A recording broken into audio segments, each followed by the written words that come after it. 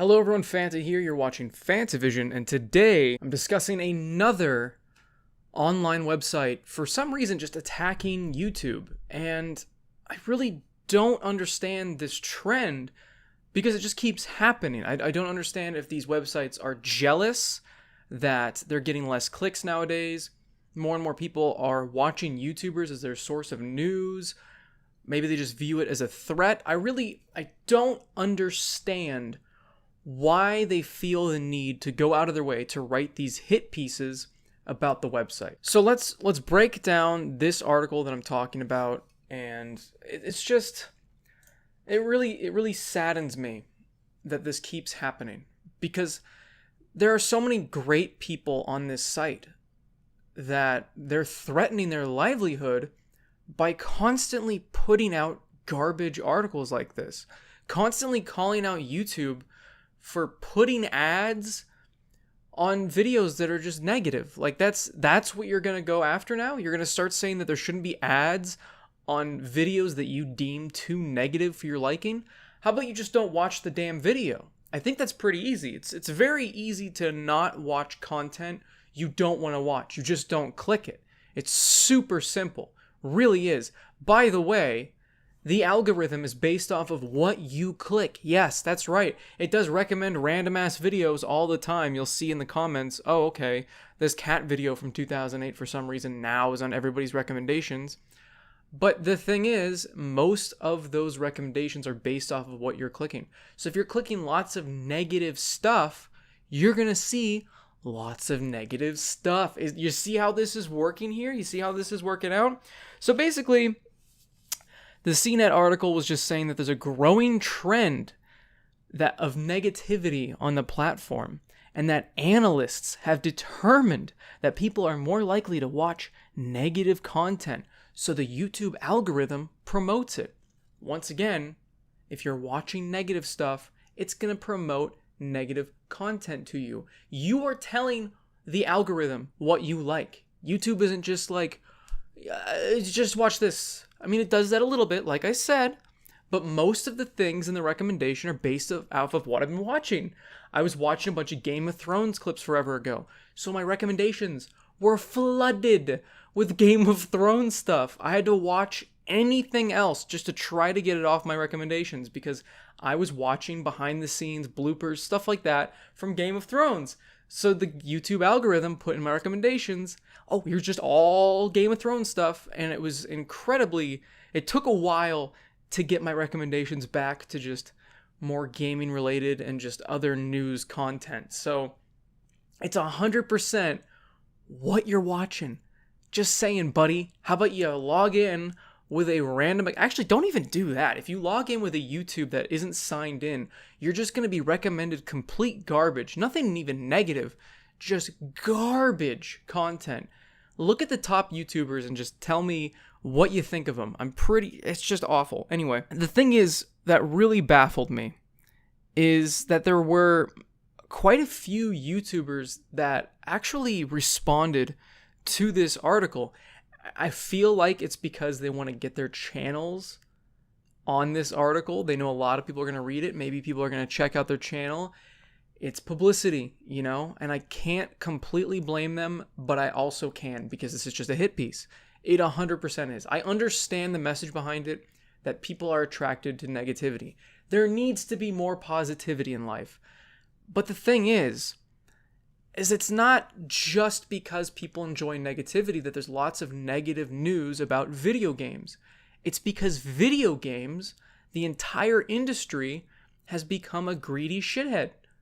All of these companies continually put in these awful practices into these video games. You can't just buy a game anymore and enjoy it. There's all of this extra bullshit you have to think about when you're buying a video game. Do I want the regular one? Do I want the gold one? Do I want the platinum one? Oh, and then after you do that, do I want to buy this armor set? Oh, they got loot boxes. Better open a couple of those and hope I get the armor I want. It's just flooded with price tags when all I want to do is play a video game. That's frustrating to a lot of people, including myself. But this article acts like we're all over the top and we're going crazy. It's our fault that there's all this stuff in these games. It's our fault for feeling bad. That's the solution. I should just smile and take it. That's what this article is saying, and that's my huge problem with it. It's talking about how we just complain over and over and over about all these bad industry practices. But the thing is we've shown that if we do complain enough and we make enough noise, they do something about it. Look at EA. They had to take the pay-to-win loot boxes and get rid of them. Holy shit, something happened because we spoke up. That's the thing that's happening now, is people are speaking up about the bullshit that's going on. There just happens to be more bullshit. That's why there's more negativity. How about you just stop thinking that, oh, it's the YouTubers' fault that there's all this negative content, instead of looking at, oh, they're talking about stuff that, oh, this makes sense. Oh, that's why they're upset. But they don't care, because all of these companies, so it seems, all of these journalist companies are all sucking corporate cock. I don't get it. I really don't. I'm guessing it's advertisers. They have to bend to the will of advertisers more than we do, so they're jealous about it, because they talk about how there are all these different companies' ads on these YouTubers that are negative. Who cares if these YouTubers are negative? They're not, as long as it's not like obvious hate speech or inciting violence, people are allowed to speak their mind. And I don't think advertisers give a shit. In fact, they shouldn't. Why would they? Honestly, you're putting ads on news stories about people getting murdered. Oh, but we're talking negatively about video games? You can't be negative about video games. Get the ad off of there. I don't want to see my Mattress Firm ad on a negative video game video. That's ridiculous. How dare you put ads on those? How dare those people make money? No.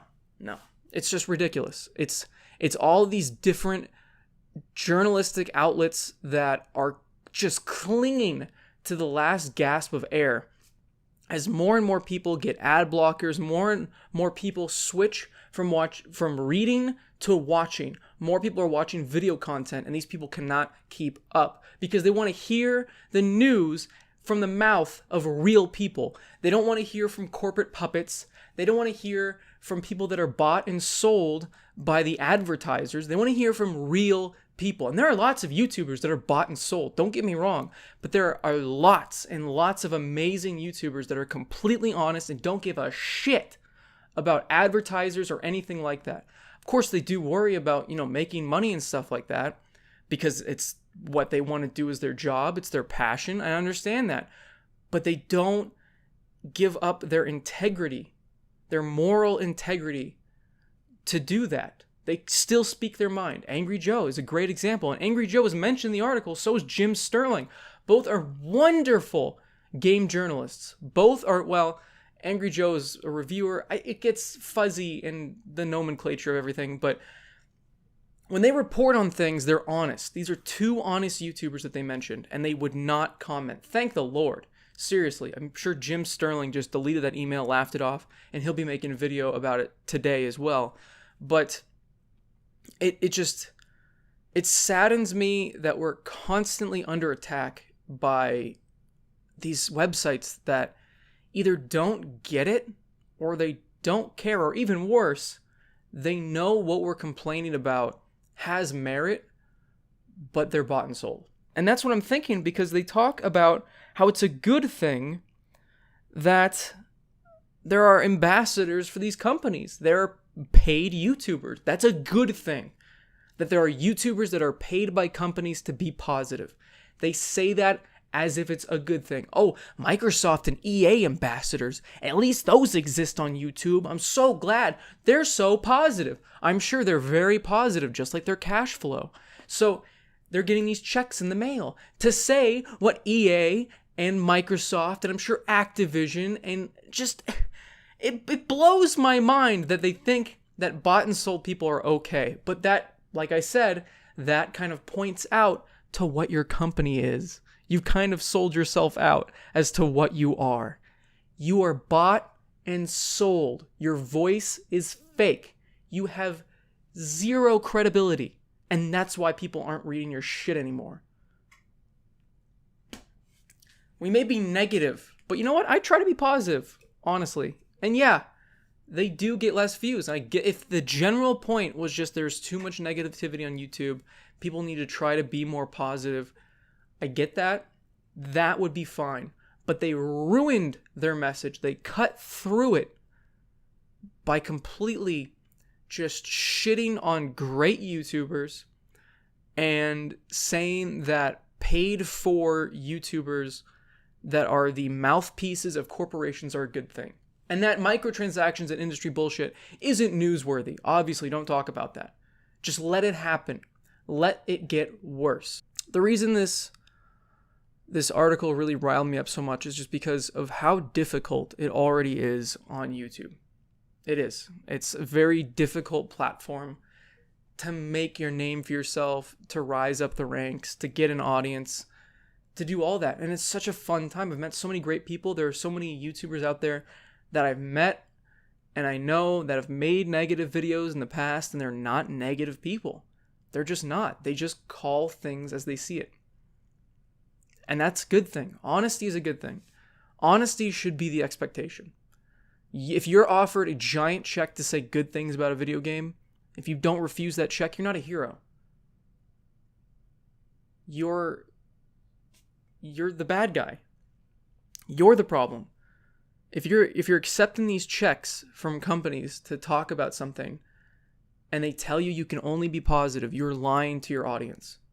You have no credibility and you shouldn't have a platform. That's how I feel. Just saying.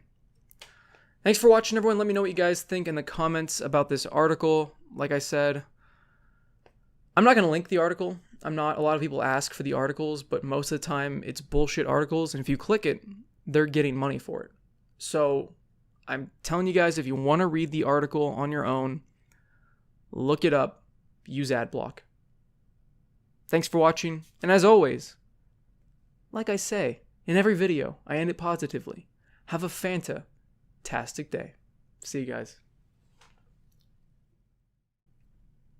Also,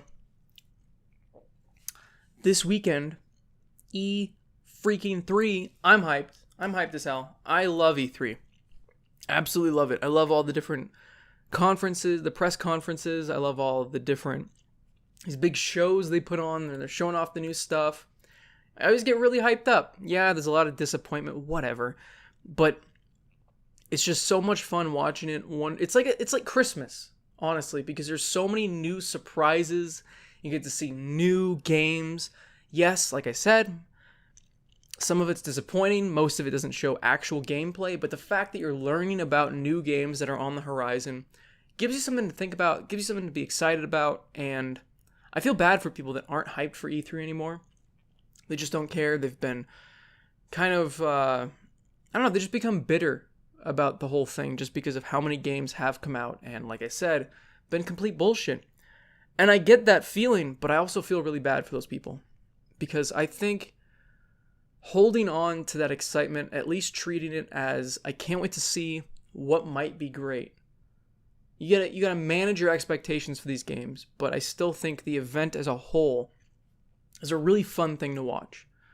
Because like I said, it's like Christmas. It's just so many different surprises, so many new things that they're introducing, and so many things to look forward to.